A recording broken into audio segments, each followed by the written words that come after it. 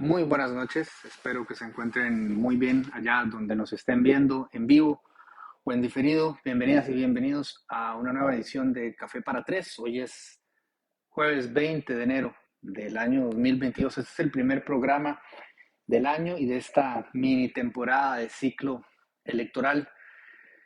Es un gusto llegar hasta ustedes una vez más y como siempre agradeciendo a Coca-Cola por patrocinar este espacio, por creer en este espacio de reflexión y comentario político, por así decirlo. Hoy tenemos una agenda debidamente delineada para no extendernos más de la cuenta, para abordar alguno que otro tema de interés en este momento. Pucha, creo que estamos como a 15 días de las elecciones. Sí, hoy es 20, las elecciones son el 6. Ya están encima. Por eso titulamos el programa de hoy ¿Y ahora quién podrá gobernarnos? Un poco tratando de resumir la sensación generalizada que uno percibe cuando conversa con distintas personas eh, sobre el tema que ahora nos ocupa. Para entrar en materia, lo primero que vamos a comentar es la noticia del día de ayer, que tiene que ver con un incidente muy costarricense, yo diría costarricense por excelencia, por la naturaleza anecdótica que tiene. Eh, Eduardo Cruikshank el día de ayer dio a conocer que ha escrito un libro, yo creo que lo estaba presentando formalmente, me parece, envió un comunicado de prensa.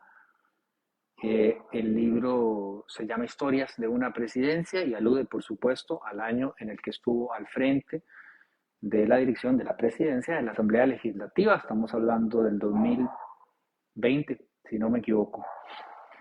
Sí, porque después de él fue doña Silvia, quien es actualmente la presidenta. Pues resulta y sucede que yo creo que se enfocó más en pensar cómo promover el libro y promover las ventas del libro y menos en considerar las implicaciones de comentar lo que comentó en el propio libro, donde eh, alude, y él incluso utilizó el término llamadas, a llamadas que recibió de personas solicitándole que fuera preparando un gabinete porque distintos de los líderes de las manifestaciones que en ese momento se estaban eh, perpetrando en el país a finales del año 2020, tenían el plan de dar un golpe de Estado y que la presidencia pasara directamente a él, saltándose a las dos vicepresidencias. Esto evidentemente generó un polvorín masivo el día de ayer, por lo menos en el ámbito político. Yo diría que la gente, a la ciudadanía, no le, no le generó tanto impacto y esto podríamos hablar horas de por qué. Mi tesis es que la gente está agotada, está cansada, está estresada, está con mil cosas encima. A eso hay que agregar la apatía y la indiferencia, en buena medida promovida por circunstancias harto descritas en este espacio en cantidad de ocasiones. También yo creo que pesa un poco que esto no es particularmente novedoso, es decir, lo novedoso es que él se mandara a decirlo, ¿verdad? Con tal claridad, pero en el discurso, digamos, beligerante y de corte rebelde que este, caracterizó a aquellas manifestaciones, estaba bastante claro que dentro de aquel mondongo de solicitudes, porque de nuevo, por eso digo, todo esto es muy costarricense, este es un país donde de repente teníamos una manifestación de traileros para quitar a un ministro de educación, eso pasó, y el ministro de educación terminó saliendo, ¿verdad? O sea, no se puede perder de vista de eso, no se pueden perder de vista la infinidad de matices y complejidades que hay en medio de fenómenos de efervescencia social, como este en particular que se llamó Rescate Nacional, ¿verdad? O sea, tantos matices hubo que empezó siendo José Miguel Corrales el que hacía aquel llamado con ciertas muy particulares intenciones, al que luego se fueron anexando otros, y sobre esos otros vigilaban atentos los halcones galácticos. ¿Cómo fue que los llamó José Miguel?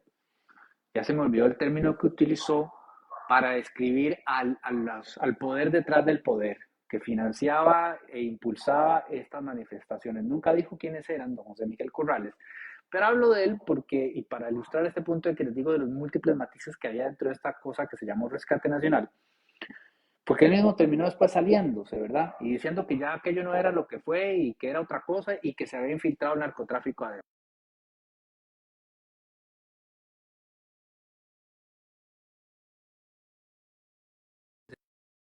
Personas que se manifestó por muy diversas razones, algunos lo hacían por razones válidas y legítimas, algunos lo hacían de formas válidas y legítimas y otros no.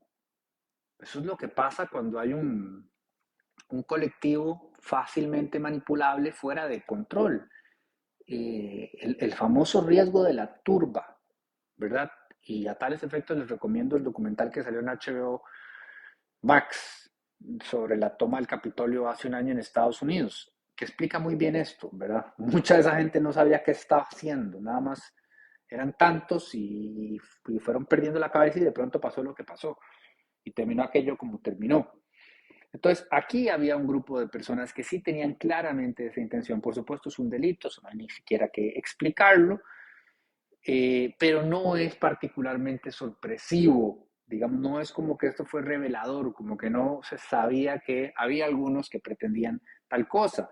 Lo que pasa es que una cosa muy diferente es que llegue y lo diga abiertamente y con toda la tranquilidad del mundo don Eduardo Cruikshank, de la forma en que lo hizo. Por supuesto, cuando vio el incendio que se armó, trató de decirse y luego dijo que no, que era la gente en la calle que se lo pedía y se armó un enredo tremendo tratando de echar para atrás, ya muy tarde, porque además el libro estará listo, escrito y publicado y demás. Entonces, bueno, por supuesto, la bancada oficialista, que acá hay que aclarar algo, o sea, el PAC o el PLN o el PRI o el PIN o el PAN, el que sea, habría hecho lo mismo, hizo una laraca y dijo que esto tendría que investigarse, y por supuesto que tendría que investigarse, y hoy el Ministerio Público dijo que ya abrió oficialmente una investigación. Noticia ante la cual la ciudadanía no pestañeará ni esperará comprensiblemente absolutamente nada. Y acá estamos en el año 2022 y todavía no se ha terminado de resolver el cuento de la estafa PAC, por decir algo, o no han ni empezado a resolverse, no han llegado ni siquiera a juicio la trocha y así podría seguir con infinidad de ejemplos. Todo esto es importante tenerlo presente porque forma parte inherente de esa apatía generalizada de la ciudadanía. Por eso yo a veces como que trato de abrazar y entender de la forma más empática posible a la gente en vez de juzgarla. ¿Cómo es posible que no les importe? ¿Cómo es posible que no se informen? Es que no les interesa. Mae, se le ha lavado la voluntad al pueblo por demasiado tiempo y sobran los ejemplos. Acabo de dar solo dos o tres muy rápidamente, pero son infinitos. Entonces es difícil esperar una ciudadanía cívicamente activa y con ganas de participar cuando una y otra vez se golpea con la misma pared. Una pared que además se ha consolidado a partir de una estructura de poder político y económico que desde hace muchísimo tiempo ha ido moviendo los hilos a placer, para un lado o para el otro, pero casi siempre en beneficio propio, naturalmente. Entonces, bueno, es una noticia muy importante y son hechos muy graves, sea cual sea el gobierno. Y en su momento lo dijimos, ¿verdad? En su momento lo dijimos cuando esto pasó, que había que darle la seriedad del caso. Pero es que en este país esperar que algo, lo que sea, tenga la seriedad del caso es pedirle peras al olmo. Somos muy especiales y eso hay que verlo, yo no sé si con una mirada de ternura para tratar de cambiarlo para bien, pero tratar también de entender de dónde viene, porque trascendemos el realismo mágico. Cuando yo me enteré que Seri Movido iba de número uno por el PIN, nada menos, ¿verdad? Fragua de partido, en Alajuela, y que don Oscar Campos iba directamente por la presidencia de la República, y dije, bueno, esto también es muy costarricense. O sea, estos dos hace nada estaban haciendo un abierto llamado a sabotear la institucionalidad, a traérsela abajo. pero aún así tienen los mismos derechos que todos los costarricenses de participar propiamente y activamente de la gran fiesta cívica de ir a buscar puestos de elección popular. Yo no creo que se les deba privar esos derechos. Lo que sí creo es que habría que analizar cuál fue su participación en los hechos denunciados y ahora comentados y cuál fue su alcance y establecer responsabilidades si las hay. Porque sí, es importante tener estos precedentes y es importante que la legislación de verdad aplique para todos igual. Pero no, aquí estamos y habría que ver cómo reaccionarían ellos si estando en la posición en la que pretenden estar, se les va encima la gente y pide sacarlos a patadas, incendiando todo.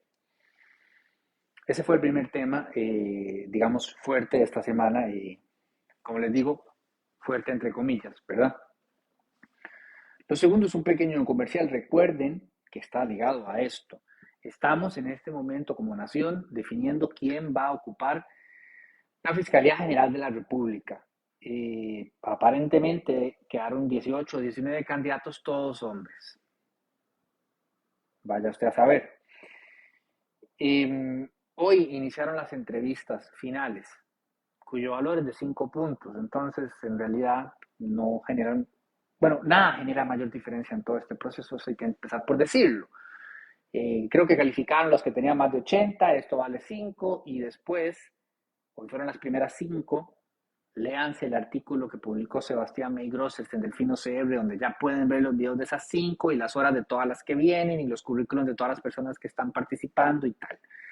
Pero de todas maneras, de toda esta gente, y después de estas entrevistas, la Comisión de Nombramientos del Poder Judicial termina sugiriendo a la Corte Plena una terna con la que la Corte Plena puede hacer un florero, si le da la gana, o un macramé, o lo que sea, e ignorarla por completo, porque de nuevo así es como funcionan en general, no solo este puesto en particular, la elección de puestos en este país. Un chiste, un circo, lo hemos dicho toda la vida, nunca nadie hace nada para cambiarlo. Afortunadamente, por lo menos este proceso ha venido sido seguido muy de cerca por los amigos del panel independiente de personas expertas en la elección de la Fiscalía General de la República, cuyo Twitter es @panelfiscaliacr y les recomiendo seguirles. Yo siento que ellos deben de estar haciendo esto porque tienen vocación de mártires, porque tiene que ser inmensamente frustrante ver todo lo que ahí se ve, pero les agradezco, como lo he dicho en otras ocasiones, más de lo que jamás podrían imaginar, porque esto sí me parece una vocación cívica trascendental, pero inmensamente admirable, de otro nivel, y permitirá evidenciar todo lo que se hizo mal, porque es indudable, y todo lo que podría mejorar, para que ojalá esos insumos algún día se conviertan en algo. Ya hemos visto que en otras ocasiones no ha sido así, pero si así fuera, ciertamente, poco a poco, por distintos frentes de la institucionalidad, podríamos ir repellando un poquito esto que llamamos Estado de Derecho. Entonces, atentos, porque este puesto es muy importante, precisamente porque lo que estamos hablando de esa trepidante, indestructible impunidad con la que se regocijan los pillos de cuello blanco en este país, en buena medida va debidamente alineada con fiscalías generales que se hacen de la vista gorda cuando de ese tipo de delitos se trata. Entonces, quien esté ahí al frente debería de hacer en principio una significativa diferencia. Esa es la fe. Si no, seguirán pasando cosas como las que pasaron, bueno, la que pasó este martes, que de nuevo a mí también me sorprendió que a la gente no le importó mayor cosa. Ignacio Santos le hizo una buena entrevista a Rolando Araya en Café Político. Y don Rolando Araya, yo creo que porque se siente en confianza, porque aparentemente estos dos se han hablado desde hace 30, 40 años y Ignacio lo ha entrevistado miles de veces, entonces ya son casi como que compañeros de café. Y entonces en ese aire de confianza el otro como que se abrió más de la cuenta y cantó sin guitarra y dijo en un momento algo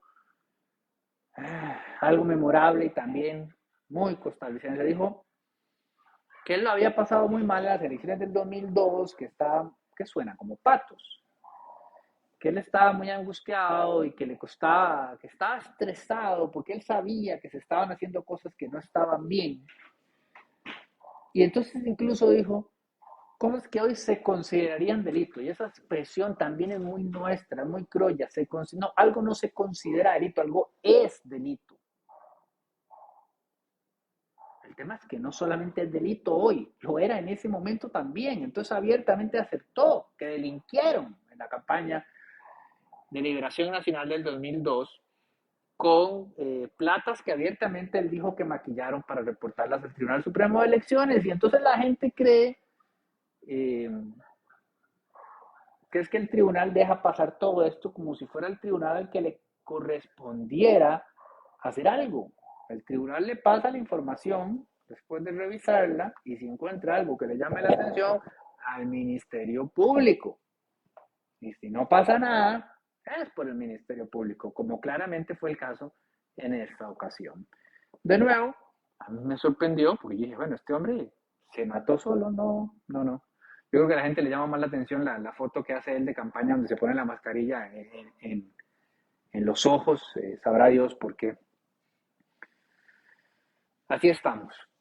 Eso era el pequeño comercial sobre la elección de la Fiscalía General y por qué es importante. El otro pequeño comercial que les tengo, y esto es realmente importante también, es que hagan el esfuerzo, y no es un esfuerzo realmente, es un gusto si tienen el menor interés en que su país salga adelante, de leer el artículo que escribió Federico Cartín titulado Más que comer afuera, Ley de Comercio al Aire Libre, se publicó hoy en Delfino CR, y a mí me gustó muchísimo este texto porque pone de manifiesto cómo si usted une conocimiento, capacidad y voluntad política, las cosas pueden suceder. Y es interesante evidenciarlo y además en un plazo tan corto.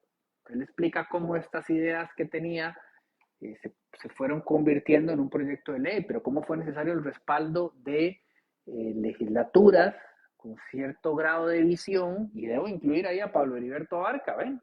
Yo creo que es más crédito de un asesor que se enamoró de la idea, pero bueno, el diputado es Pablo Heriberto y Pablo Heriberto se comprometió con este proyecto y también lo sacó adelante.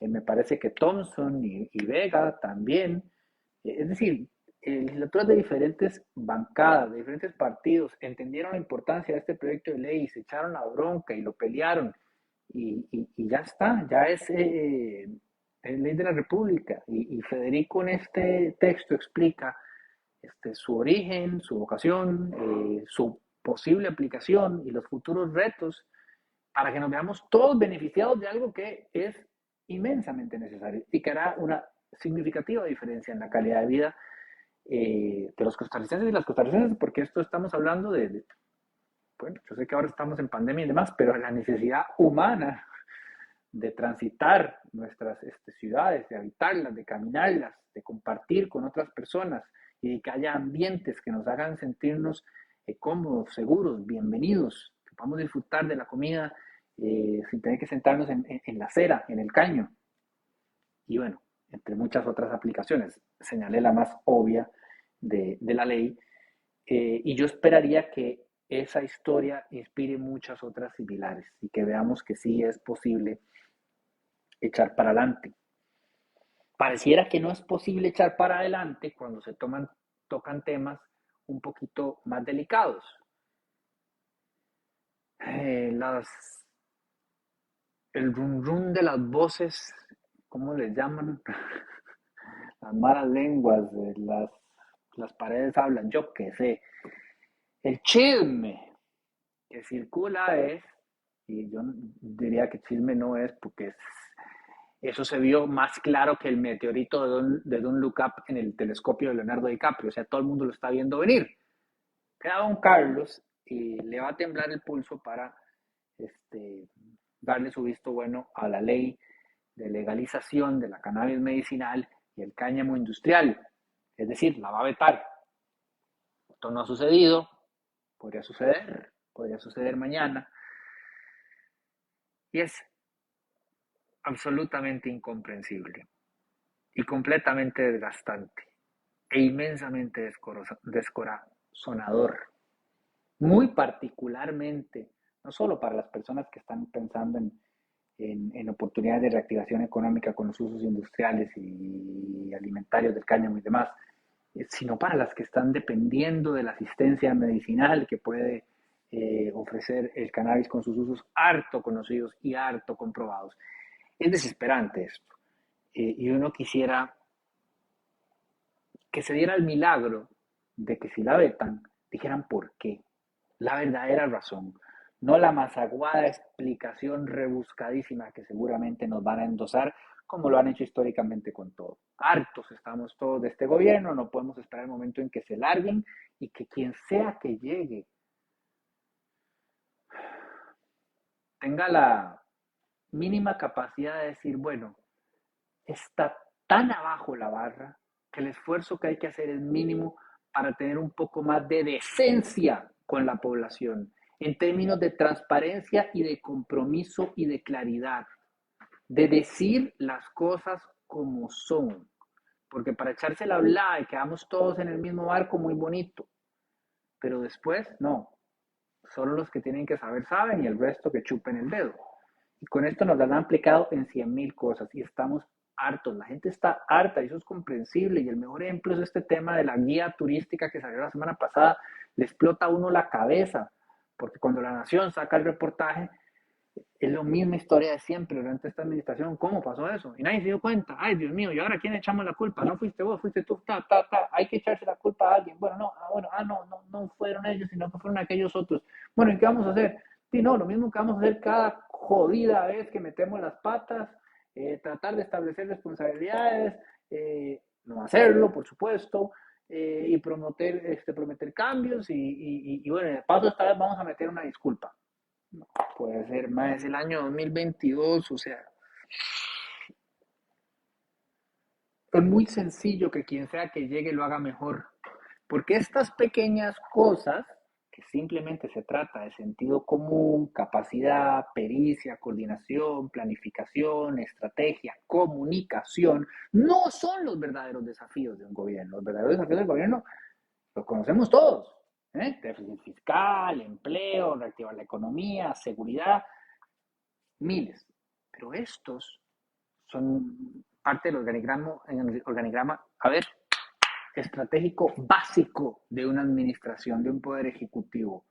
No puedes tener carencia ahí, en lo más elemental, y una carencia tan evidente además. Ni hablo del acuerdo de Escazú porque la misma hablada de mierda, que es un proyecto prioritario para el gobierno, que el gobierno entiende la importancia de que Costa Rica no haga el papel internacional, que por supuesto que vamos a hablar con no hablaron nada, nadie movió nada, les importó un carajo, probablemente para no enojar a los amiguitos que no hay que enojar, que como ya he dicho 100.000 veces están en su infinita ignorancia mal informados respecto a este texto completamente inocuo a efectos de la legislación interna ambiental de Costa Rica, que ya de todos modos es bastante robusta, es un tema más de, sobre todo, ¿verdad? No estoy diciendo que no tenga importancia en las otras áreas, pero sobre todo es de imagen internacional, de presencia, de legitimidad, de credibilidad, de lógica, de sentido común, de coherencia con el discurso. No. De todas maneras, llamó fulanito y llamó menganito y qué miedo y no los enojemos. ¿Para qué? Para que después esos mismos fulanitos sean los que se sienten con los sediciosos aquellos de rescate nacional a legitimarlos y encima a arrogarse el poder de conversar con ellos y supuestamente tranquilizarlos. No. Qué desastre que ha sido todo esto. Yo entiendo profundamente a la gente. Entonces hoy, pasando al tema final del programa, las elecciones, vi que el estimado y muy... Ah, por cierto, no quiero dejar de leer esto que escribió Juan Diego Córdoba González.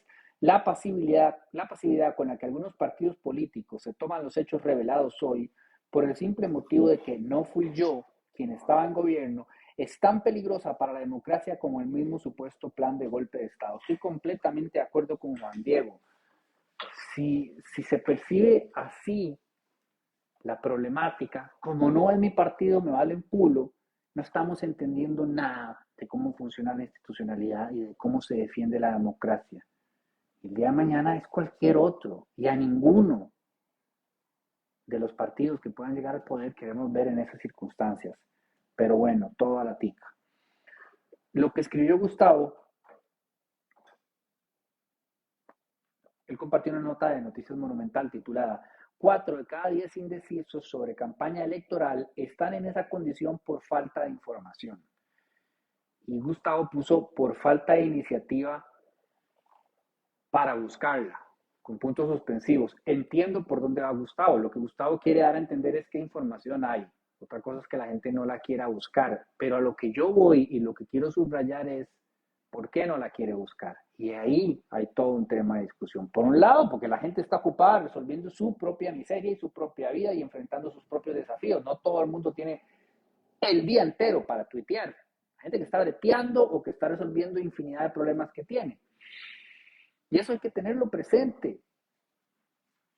Pero por otro lado, también hay que entender las otras razones por las cuales no sienten el incentivo de buscar información. Ahí hay una profunda desesperanza, una inmensa apatía, una gran agüevazón. Y hay, en principio y de entrada, y ya hablando propiamente del contexto de estas elecciones, algo que es a todas luces obvio: una completa y plena falta de identificación, primero con la estructura de los partidos políticos. Ya lo hemos hablado muchas veces, programa Estado de la Nación, y siempre lo vienen diciendo hace muchos años. Como estructuras, eso es casi que digno de Jurassic Park. O sea, ya no funciona en Costa Rica, ya no hay ni siquiera una afinidad con una estructura política, salvo grupos pequeños de personas, la mayoría de las cuales, por una u otra razón, pues tienen algún interés particular. Algunas, por supuesto, comparten la ideología de los respectivos partidos, pero bueno, muchas otras pues los ven como plataformas. Y eso es normal y deseable y no estoy criticándolo de ninguna manera. Lo que estoy diciendo es que para el grueso de la población ya no existe esa afinidad. Entonces, en ese estado de orfandad, digamos, con respecto a una bandera política, lo que puede mover a la gente es una emoción muy humana y muy necesaria, que es la esperanza. Eso se alimenta del entusiasmo y eso te lo genera la empatía, la capacidad de identificarte, de sentirte representado, ya no por un partido, sino por una persona. ¿Qué tal que haya 26 y ninguna de esas haya sido capaz de generar de forma notoria en un grupo significativo de personas esa sensación? Eso está pasando y eso también ayuda a explicar por qué la gente ni siquiera siente el impulso de buscar información, porque sienten que van casi que hacia el pelotón de fusilamiento, resignados. Otros ya completamente desesperados y sin esperanza, sienten que no hace ninguna diferencia una opción o la otra. Entonces, todo esto yo quiero que lo tengamos presente, porque tampoco me parece que podamos, que sea tan sencillo como reducirlo a la gente le vale un culo y la gente es indiferente y apática y están completamente condicionados por la actitud del portamí. ¿De dónde viene la actitud del portamí? Es donde yo creo que radica eh, el corazón de esta discusión y de esta cuestión. Entonces, un poco ese es el contexto en el que estamos en este momento. A mí me parece que lo más interesante que reflejó el más reciente estudio de opinión del Centro de Investigaciones Políticas de la UCR del CIEP, no es tanto los números, porque los números son básicamente los mismos de diciembre, o sea, nada ha cambiado, cosa que tampoco me sorprende. Quiero decir los números de las tendencias, ¿verdad? El respaldo que existe para cada uno de los partidos principales que aspiran a la presidencia. A mí me llamó más la atención el tema de que 3 de cada 4 personas dijeron que no habían hablado de política del todo, o sea, es decir, de las elecciones, con sus familiares durante las fiestas. Eso me llamó mucho la atención. Y luego me parece que era como un 44%, si no me equivoco, me corregirá May si está viendo el programa, que dijo que las elecciones le generaban estrés, que estaba de acuerdo con la afirmación, o de acuerdo o muy de acuerdo con la afirmación de que las elecciones del 2022 me generan estrés. Entonces, eso también hay que sumarlo al contexto. A la gente le angustia lo que viene. Ni hablar de lo que implica también cuando sumamos el elemento COVID, ¿verdad? Y la variante Omicron y todo el mundo, o sea, como deseando, como que, o como imaginando, entregándose por completo, abrazados todos al pensamiento mágico de que no está pasando nada, y que es una gripeciña. Antes Bolsonaro era un hijo puta por decir eso. Ahora todos decimos que es una gripeciña, ya no importa. como si no supiéramos que ya la caja, digo, el sistema sanitario no está dando abasto con la cantidad de pruebas que necesitan hacer al día. O sea, ya capaz que ya estamos ahí, o sea, donde dicen, hoy hay 6.000, también hay 6.000 pruebas, ¿verdad? O sea, no había más, entonces puede que haya más casos. De todo eso no estoy hablando hoy, pero sin duda adiciona al estrés que ya la gente siente de cara a las elecciones en un panorama pero tan polarizado. Eso me ayuda a entender por qué 3 de cada 4 del todo no lo quisieron hablar en familia. ¿Ustedes han visto cómo se está tratando a la gente en redes sociales solo por atreverse a decir por quién va a votar? Yo no culpo a nadie de querer llevar la procesión en paz en la cena de Navidad y de pronto hablar de si el tamal tenía o no pasas y no de si Figueres dijo o no dijo tal cosa. Esos elementos creo que hay que tomarlos muy en cuenta. Como por supuesto también hay que tomar en cuenta la cámara de eco y como una vez más hay que recordar que la percepción no es realidad, que correlación no implica causalidad, eh, que la intuición es un mito y que las redes no son un reflejo de lo que realmente está pasando afuera. Ahora me llamó mucho la atención que el colega periodista, que es un excelente periodista de Nación, Pablo Fonseca, escribió: así se han movido en las últimas 24 horas las búsquedas desde Costa Rica sobre los principales candidatos y los principales partidos. Destacan Eli Feinsack por un lado y Frente Amplio por el otro. Él dice, recordemos que las búsquedas no implican votos, pero uno generalmente no vota por quien no conoce. Esto también es cierto, ¿verdad? Pero ojo que son dos principios diferentes. Pero yo más bien quiero ilustrar con esto que sí, en efecto, si usted se pone a ver Twitter, seguramente pensará que este país está, pero así, divididísimo, ya en penales de la final de la Copa del Mundo, Eli Feinsack contra Villalta. Nada más lejos de la realidad, ¿verdad? Ya hemos hablado además de cuál es el verdadero alcance de Twitter. Ayer lo leí en Nicaragua que eh, una persona nicaragüense comentaba como, me da mucha risa verlos a todos pelear, había algún tipo de polémica con el dinero que se envía de Estados Unidos a Nicaragua. Verlos a todos ustedes pelear en Twitter por esto cuando el 97% de la población de este país no está en Twitter y no le importa un coño esta discusión. En Costa Rica es todavía más, porque, bueno, no sé si ese dato del 97% está variado. En el nuestro está variado. Se sabe qué porcentaje de la población participa activamente de Twitter y es menos del 1%.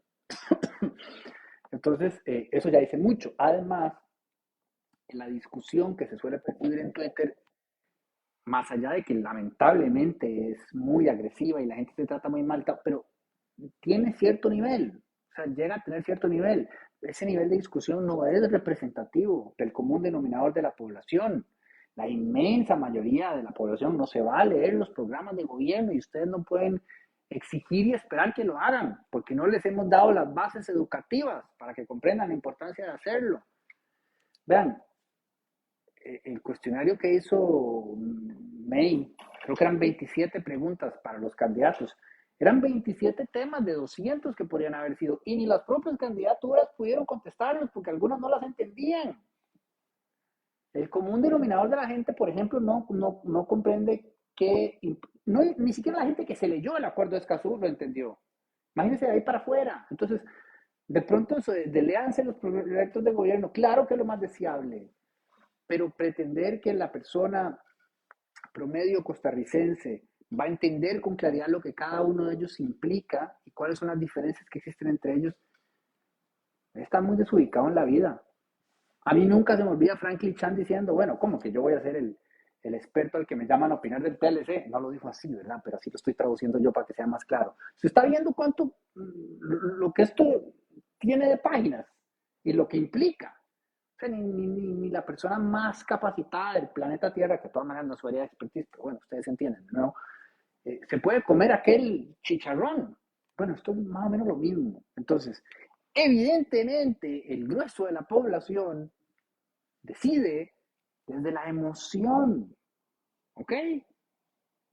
No porque tenga claro la visión de Villalta sobre las zonas francas y la visión de Feinsack sobre pesca de arrastre. ¿Ok? Aunque algunos de esos temas, cuando son un poquito más claros y populares y mediáticos, sí resuenan, como sucedió la vez pasada. Pero la cámara de eco no es representativa de lo que realmente está pasando ni de lo que va a pasar, y es importante tenerlo presente. Eh, También es importante tener presente que esa cámara de eco está altamente distorsionada por ejércitos de troles. Ejércitos. Ustedes los ven en los debates. Un montón de cuentas de personas que dicen todas cosas muy reiteradas y manifiestan apoyo desmedido por las candidaturas que uno dice, es que ni siquiera la pareja de la persona candidata demostraría semejante grado de devoción. Bueno, la mayoría de esas cuentas falsas, por supuesto, las mismas cuentas que generan teorías de conspiración, que pasan generando más beligerancia, más agresión, mayores ataques al cuerpo. Eh, Eso también genera ruido dentro de esa cámara de eco y ayuda a distorsionar la fotografía de lo que realmente está pasando, y no se puede perder de vista eso. Y precisamente por esa razón es importante entender que, aunque pareciera que aquí nadie tiene claro nada, ni ninguna estrategia de absolutamente nada, medianamente tienen una estrategia, por lo menos las estructuras más tradicionales como Liberación Nacional y la Unidad Social Cristiana. La de Welmer, por ejemplo, uno diría, ¿cuál es la estrategia? Porque la verdad es que la estrategia más digna sería la que le sugirió John Vega hoy, cuando le dijo que lo mejor que podía hacer era retirarse de la candidatura y dejar el partido morir en paz. Me dio mucha risa. Vega siempre disfruta de esos 15 minutos bien ganados de fama durante las elecciones y se deja decir todo lo que nadie más se atreve a decir, y por eso él en este espacio de Café para Tres ocupa un lugar de aprecio que he manifestado. Ya lo dije en las elecciones pasadas y lo vuelvo a decir ahora. Yo aprecio que haya alguien que diga lo que piensa y que lo diga sin filtros, y lo dice dentro de un marco de respeto, por supuesto, y si no dice nada que no sea cierto y no se pueda respaldar y sustentar, que eso es otro tema. Pero el estilo de él es decir las verdades crudas a la cara. En general, no puedo dar fe de que todo lo que ha dicho es así, es en general, ¿ok? Antes de que me brinquen, porque uno nunca sabe.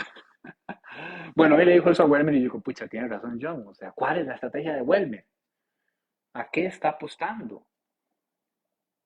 Desde un principio.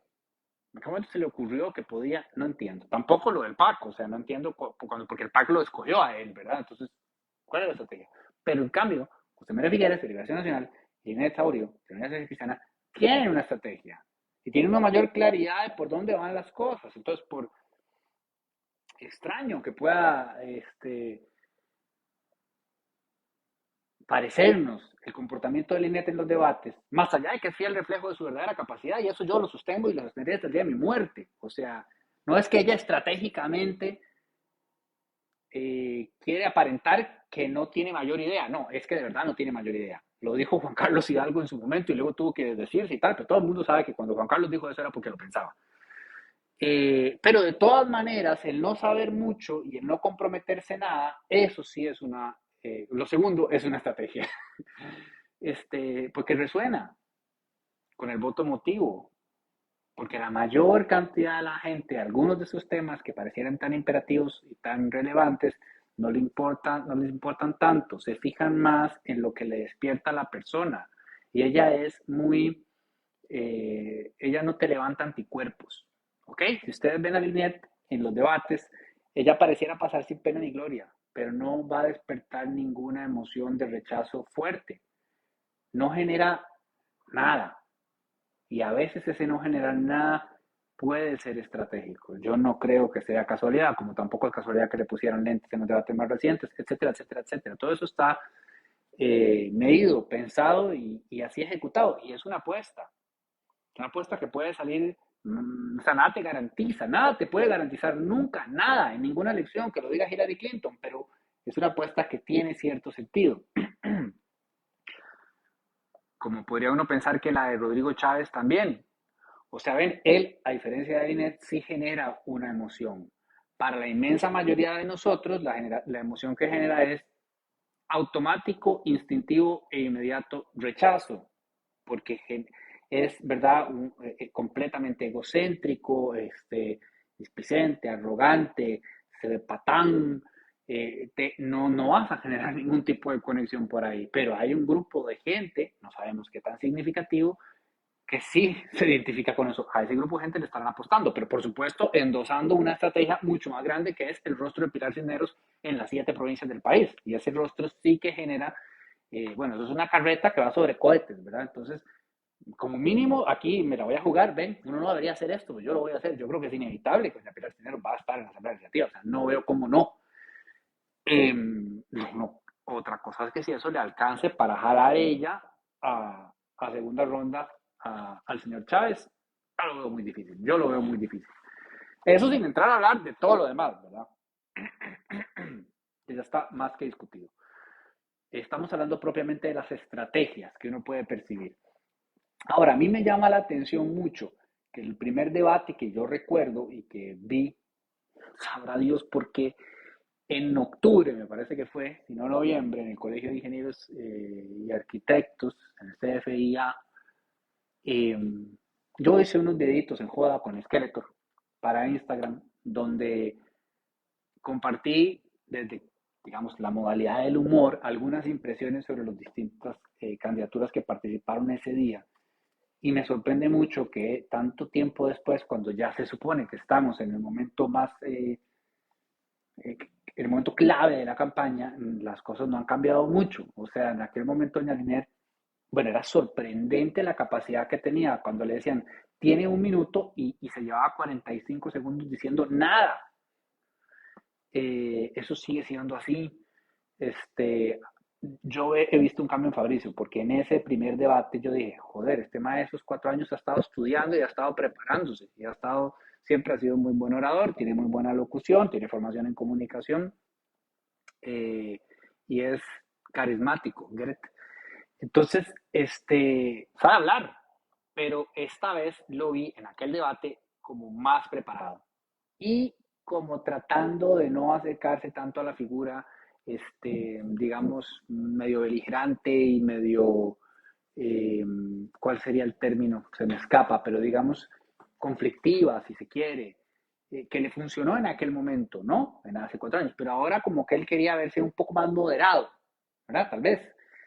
Eso lo dejó de ir ya en estos últimos días. Yo supongo que porque tal vez los números no están donde hubiesen pensado que podrían estar, y entonces, bueno, ya decantó por irse al cuello a Villalta y sacarlo de lo del enemigo, que es el comunismo, lo cual no tiene mucho sentido porque el enemigo de Villalta, perdón, de Fabricio, no es Villalta, ¿verdad? O sea, no es con Villalta. El voto al que él tiene que ir a agarrar, o en principio, digamos, si quiere pasar a segunda ronda, es el de Linet, no el de Villalta. Entonces, esa es una estrategia un poco extraña. Y bueno, ya él empezó en días recientes a hablar otra vez un poco más de los temas esos como que generan polarización. Muy a pesar de que él mismo al inicio dijo, no dejemos que nos vuelvan a polarizar. Él lo dijo. Y por el discurso que mantenía en esas primeras semanas parecía que iba a comprometerse con esa visión de no ponernos a pelear.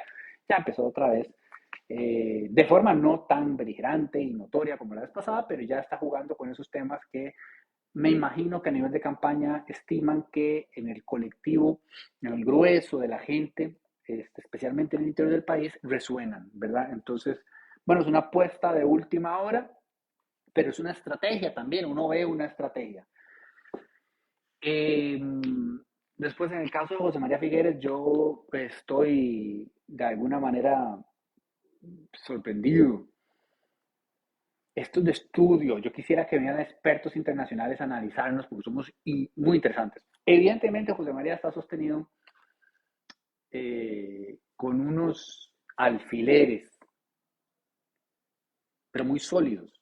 Digamos, el partido político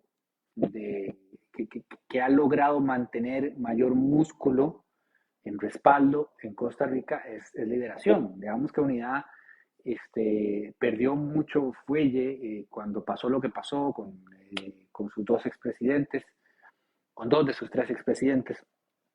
El partido se debilitó mucho y luego pues ha estado ahí en un ranguito de subsistencia que ahora le está alcanzando para impulsar al INET, pero nunca ha estado como con ese sólido porcentaje que siempre ha tenido Liberación, porque digamos el respaldo PAC siempre ha sido como un fantasma, no está ahí, no es activo, no es comprometido, es más como resignado, o sea, es como un porcentaje de la población que ante determinadas circunstancias migra para ahí. Especialmente circunstancias como, y hay que decirlo con toda la claridad del caso, Liberación siendo hiper imbécil y poniendo de candidato a una persona intragable. Le hace Araya en el 2014 y por supuesto De Santi en las elecciones pasadas. Si en cualquiera de esas dos elecciones Liberación hubiera puesto una persona mucho más potable, otro hubiera sido el resultado. Pero bueno, a lo que voy es que el grupo, digamos, medular de Liberación es el más grande que hay entre todos los partidos, lo cual no significa mucho porque, como ya hemos dicho, el porcentaje de gente que no se identifica con ningún partido en Costa Rica es por mucho el más amplio. Pero entre los poquitos que se identifican con un partido, el más robusto es el de Liberación. Eso impulsa un poco a José María. También, que es apellido Figueres. Y también la gente que recuerde su gobierno con buena luz, que tiene que existir. Entonces, digamos que ese piso le daba aire para apostar por un techo más ambicioso del que estoy logrando discernir o evidenciar. Eh, a lo que me refería con que somos un caso de estudio interesantísimo es que no podemos perder de vista, por otro lado, que por mucho y amplia diferencia, el más detestado de los candidatos es él, y que la mayor cantidad de gente que señala que no votaría nunca por X candidato es en el caso de Figueres, y como digo, son más del 40%. O sea, por esa razón se especula tanto en torno a qué va a pasar en la segunda ronda, porque el desprecio por Figueres es superior por un buen rango al aprecio, pero el aprecio es superior por un rango más que decente al aprecio que tienen todos los demás. ¿Se dan cuenta de la locura de circunstancia? Bueno, entonces lo que me ha llamado la atención de Figueres es que a menos de que explote la semana que viene los 3 o 4 debates medulares que faltan, si no me equivoco, Monumental, Extra, Teletica y Repretel, a menos de que sorprenda con una energía, una dinámica, una presencia completamente inusitada, el hombre nunca levantó y llegó a las alturas de las expectativas que yo habría puesto en torno a su candidatura por el nivel de preparación e inteligencia que tiene, que eso es innegable. Aparte, digamos, el legado Figueres por excelencia te prepara para esto. Ustedes escuchan a doña Cristiana hablar y ustedes se tienen que sostener así la hacha y están como, hay una sensación de asombro ante la inteligencia y su oratoria y su capacidad de transmitir ideas. En principio, José María debería tener mucho de eso. Él siempre ha tenido afabilidad y siempre ha sido un tipo que la gente que lo conoce le dice a uno que tan pronto él lo vuelve a ver, lo seduce, ¿verdad? Como que es un carajo que se preparó en eso, en encantar a las personas, pero ya a esta altura de la vida, ya no en el 94, sino en el 2022, eso no es suficiente. Es más, usted entra al mercado y lo que se gana es que lo empujen, como le pasó la vez pasada. Entonces, esa carta, que es la carta como del carisma, que él es históricamente, un tipo que lograba, eh, Arias lo logró, aunque ustedes no lo crean, en el 86 lograba lo mismo, o sea, la gente lo recibía como con aprecio, con admiración, había un carisma y Figueres lo tenía también, esta vez eso no alcanza y entonces se tendría que haber recostado más, imaginaría uno, en su bagaje académico, en su preparación profesional, en su experiencia internacional de todos estos años, que el otro día Natalia le hizo la pregunta de qué estuvo haciendo desde que se escapó a Suiza, y yo sé que ella se la hizo para darle un comeback ahí mortal, que después se lo dio, pero él se dio el gusto durante un minuto de contarnos a todos todo lo que está haciendo. Todo eso que contó es cierto. O sea, esos contactos, esos puestos, esos son bretes de nivel. No es un mae que estaba sirviendo el café en la Asamblea Legislativa, es lo que quiero decir. Entonces, uno esperaría que con ese nivel de conocimiento y de claridad, sobre todo geopolítica, pero que le sacara años luz a un carajo que lo que tiene para participar en el debate es sacar un elote. ¿Me explico? No lo ha hecho y eso me ha llamado mucho la impresión. Está muy efectivista con repetir sus eslogans y Costa Rica merece ganar y con frases prehechas. Los otros siguen perdiendo el tiempo sacándole por enésima vez lo de Alcatel, la respuesta se la sabe de memoria, lo va a decir toda la vida. Entonces,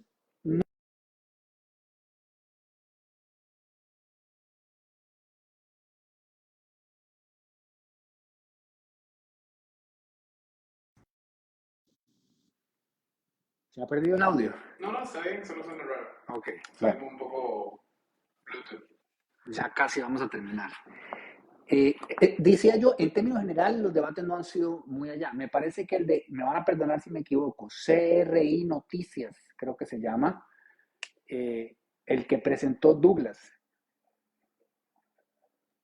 ¿Qué pasa? No, sí se escucha, pero se escucha raro. Ok, bueno, hay que resolver eso, producción. La gente preguntándome que si yo voy a hacer debates, no se dan cuenta que estamos con el iPhone de Alejandro y los audífonos de Alejandro. Y bueno, ¿cómo se llama esta caja?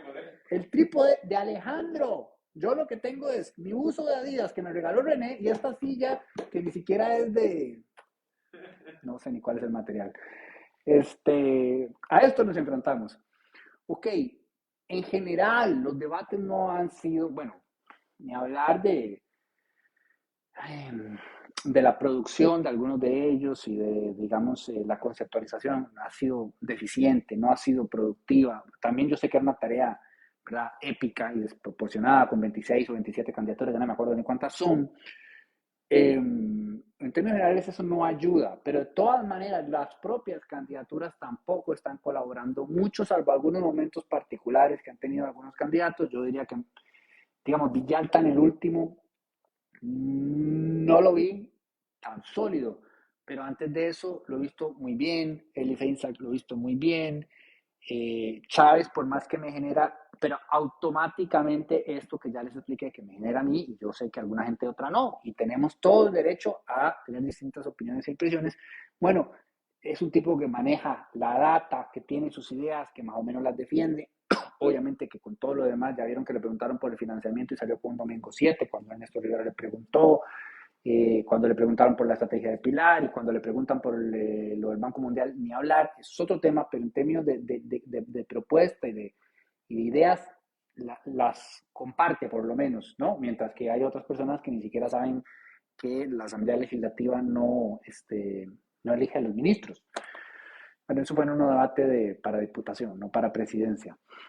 Eh, por ahí, bueno, obviamente destaco a Vega cuando ha tenido oportunidad, destaco la capacidad oratoria de Natalia, me parece que sabe hablar mucho mejor que la mayoría de las personas que están por ahí. Se me está escapando algo más, pero lo que iba es que Figueres, por lo menos en lo particular, no ha aprovechado los debates, para nada. No sé si eso es parte de la estrategia o no.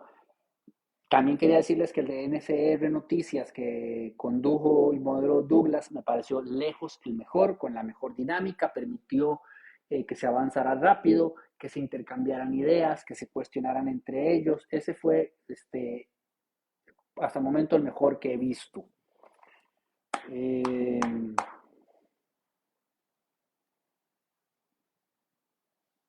¿Qué pasa? ¿Se fue ya el audio del No, todo? tú sigue, Ok. tú sigue. Bueno, para terminar entonces, porque ya no sé ni cuánto llevo, hermano. 40 y Santo ya Díaz, casi toda la 50 ya. vida. Que ya terminando. El video de Paula Monge tiene más de 30.000 tweets hoy y la última vez que me fijé, más de medio millón de reproducciones en Instagram. A mí esto me parece extraordinario y lejos de entender cómo a la gente le puede molestar, yo quisiera que más bien inspirara a muchas otras personas a hacer lo mismo, porque evidentemente detrás de esa participación, de ese trabajo que ella hizo, pues hay mucha dedicación y preparación y estudio. A ver, sí, o sea, mucha más que la persona promedio, es lo que quiero decir. Ella le puso ganas, hizo la tarea y compartió lo que claramente es su opinión, como ella misma lo aclara al inicio.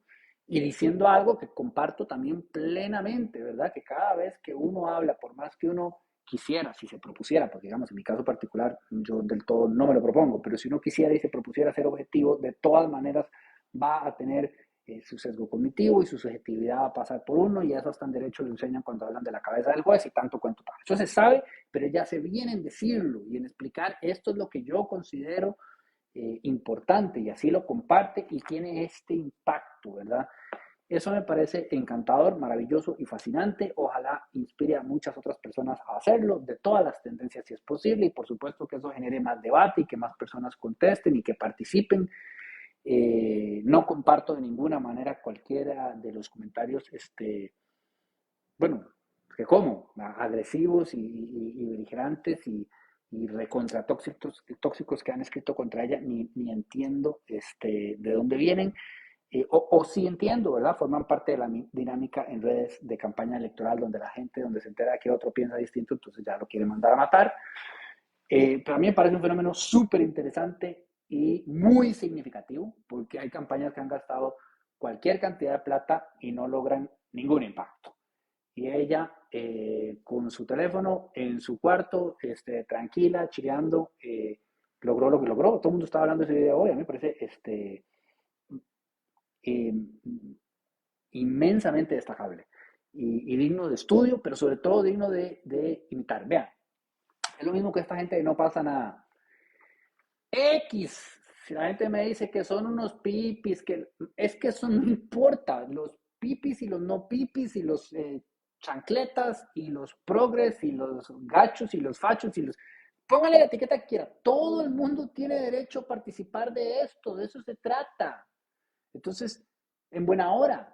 Y ellos, con sus entrevistas a los candidatos, lograron un gran impacto en YouTube. Un gran impacto para los términos ticos, entiéndanme. O sea, uno tiene que emocionarse porque algo se mueva. Más que algunas televisoras oficiales. Bueno, oficiales no, pues, tradicionales. Eso es hartamente deseable. Quiero 19, no pasa nada. Mucha gente, que ojalá yo sé, obviamente, el caso de ellos tienen recursos para hacer esas entrevistas. Paula se la jugó solo con el teléfono y por eso también es más admirable, pero mucha gente participando y metiéndose ese nivel de interés y importancia, más allá de cuál sea su punto de vista. Es que todos los puntos de vista, mientras se respeten los unos a los otros, son bienvenidos y son necesarios. Y mientras más recursos tengamos para formar nuestra propia opinión, mejor. ¿Qué les puedo yo decir de cuál es mi propia opinión? Bueno, yo en principio lo que busco es que sea una persona decente, valiente y preparada. Aquí apunté las 3 palabras que más me importan. Decente, valiente y preparada. Ya con eso, usted agarra las 26 candidaturas y se esfumó como 22, así, porque decente significa que no tenga ningún cuestionamiento o que no se sepa, por lo menos que se sepa que ha hecho algo que cruza la línea de lo que consideramos moral y legal. Entonces ya ahí vamos de culo. Pero nada hacemos con una persona decente y valiente si no tiene el mínimo necesario de preparación. Eso ya quedó bastante claro. Yo estoy seguro que hay mucha gente en esta administración que es muy decente, alguna poca que es valiente, pero muchísimas que no tenía la preparación. Y se pueden enojar todo lo que quieran conmigo, no es personal, pero quedó harto evidenciado. Y es muy importante, ya no podemos improvisar, esto no es un tema de edad, a mí no me importa si es joven, si es mayor la persona, eso no es indiferente. Estas 3 características en particular es lo que yo le pediría a alguien que me va a representar en la función pública. A mí me parece que en la elección de diputadas y diputados hay bastantes opciones que cumplen con esos 3 requisitos. Es un poquito menos complicado. Furiosa. Para presidencia es otra historia. Hay algunas personas que se acercan, cada una también obviamente tendrá sus deficiencias, con algunas tendremos diferencias, eso es inevitable. Si están buscando la candidatura perfecta, no la van a encontrar, mucho menos en esta elección, porque no hay nada ni remotamente cercano a medianamente perfecto. Pero ciertamente hay algunas más potables. Obviamente hay un montón de variantes que tenemos que tomar en cuenta. Eso no es tema para hoy, ya el programa se está acabando, pero por lo menos en principio son 3 cosas en las que yo me fijo. Es más fácil cuando uno ha tenido la suerte de conocer a la persona. Entonces, por ejemplo, por vueltas de la vida, a nivel personal y profesional, he conocido a 3 de las personas que aspiran a una diputación. Solo por una de ellas puedo votar, porque mi madre no me quiso parir en Turrialba, me vino a parir en San José. Entonces yo soy cédula 1. Entonces tu culpa, doña Tere. Así que no puedo votar por Luis Fernando León, que a pesar de ser del PAC, que ya sería un red flag, o sea, muy grande, en realidad yo no me desvivo mucho por qué bandera representan, sino por la persona, quién es. Bueno, y Luis Fernando lo conozco desde que es un niño, y tenemos diferencias, y nos hemos peleado, y ahora que él está, no sé si sigue siéndolo, pero estuvo como alcalde de Turrialba, nos cruzamos nuestros correos, muy a pesar de que nos conocemos desde hace mucho tiempo.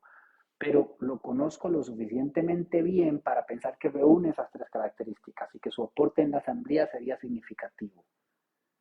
Vean la asamblea que tenemos, necesita gente decente. No les estoy diciendo que voten por él, les estoy diciendo que, como lo conozco, para mí es fácil darle check a estos tres rubros. El mismo caso sucede con Jonathan Acuña de Heredia, no puedo votar por él, pero sé quién es, lo conozco, he conversado con él, he seguido su trabajo, no me queda la menor duda de que reúne estas tres características. Mismo caso con Margarita Salas, de Vamos, que hey, yo sé que es muy difícil que lleguemos a la Asamblea Legislativa, pero no me pesa ni un segundo el voto por ella, porque la conozco, por precisamente he tenido esa suerte, eso es un privilegio, entonces sé qué tipo de persona es, sé qué tipo de profesional es y sé cuál podría ser su trabajo en la Asamblea. Esto no es en ningún caso para la gente de Cartago, Heredia ni San José ningún tipo de campaña.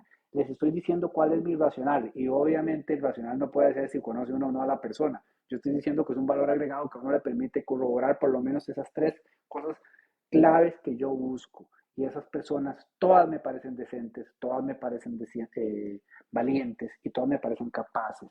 Cualquiera de ellas tres en la Asamblea Legislativa estoy seguro de que haría un trabajo destacado. O sea, pongo mis manos al fuego. Vean lo que estoy diciendo de que sería destacado. Es que es muy fácil decir destacado porque con lo que estamos viendo, que se desaparecen un año, un mes, se van para Estados Unidos, nadie puede decir nada. De ahí para abajo, tantas cosas que han pasado y que hemos tenido que ver durante esta legislatura, que hacer un trabajo destacado ni siquiera es tan difícil. Pero de todas maneras, si lo fuera, estoy seguro de que estas tres personas podrían hacerlo. También estoy seguro de que las tres tienen muy difícil llegar a la Asamblea Legislativa. Esa es la realidad de las cosas. Pero eso es un poco compartiéndoles como que, en qué me fijo yo. Evidentemente para la presidencia estamos hablando de algo muchísimo más delicado, es una persona con muchísimas más responsabilidades, que tiene que nombrar a cualquier cantidad de personas con muchísimas más responsabilidades a la vez, que tiene que llegar con un buen equipo de trabajo, que es otra cosa que en este momento estamos todos un poquito como en ascuas, porque lo más que hemos visto es la presentación de Liberación Nacional del Comité de Ética, del cual ya renunciaron 2 o 3, porque resulta que no podían formar parte de un comité de ética si tenían, no sé cuál era la bronca legal que tenían, o sea, la misma historia de siempre. De todas maneras, a todas luces, eso tenía tanto valor como, ¿cómo se llamaba? El comité de notables, o no me acuerdo cómo se llama el del PAC, que fue también, o sea, paja a más no poder. Y lo último, en lo que nos tenemos que fijar en este momento, porque claramente lo que digan o dejen de decir un grupo de amigos sobre lo que es ético o no ético, se lo pasan por donde el sol no alumbra, así como hicieron ahora con las narcopolémicas, como, ¿qué? ¿Cuáles narcopolémicas? No, no, no, los separo de la campaña, sí, claro, están fuera de la campaña, luego vuelven, muchachos, nos estamos hablando, pura vida, y eso ha sido así siempre, y no solo en Liberación, sino en diversos partidos. Eso es otro tema. Entonces, yo creo que por hoy hemos cubierto más o menos casi todo lo que teníamos previsto.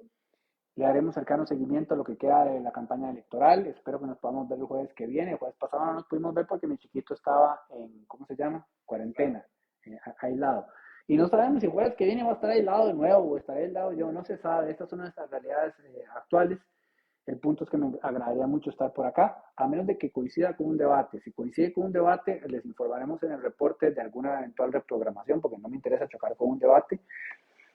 Pero sí quisiera que pudiéramos tener esta oportunidad de nuevo. Por favor, sientan toda la libertad, como siempre, de compartirme sus ideas e impresiones al correo. Los comentarios de Facebook no los leo, nunca los he leído, nunca los leeré. Pero todo lo que me mandan al correo sí, y siempre es un gusto contestarles, leerles, escucharles, entenderles y tratar de hacer el mejor trabajo que podamos hacer para lo que podemos hacer, que es tratar de informarles a la mejor de nuestras capacidades. Hasta ahí es hasta donde podemos llegar. Gracias por su atención y por su tiempo. Gracias a Coca-Cola con café, que me había traído una muy fría para tomármela durante el programa, pero hablé tanta paja que se me hizo imposible. Que esté mejor cada día. Eso lo decía Rolando Araña. Qué fuerte, man. Qué fuerte. Muy buenas noches. Gracias por su compañía.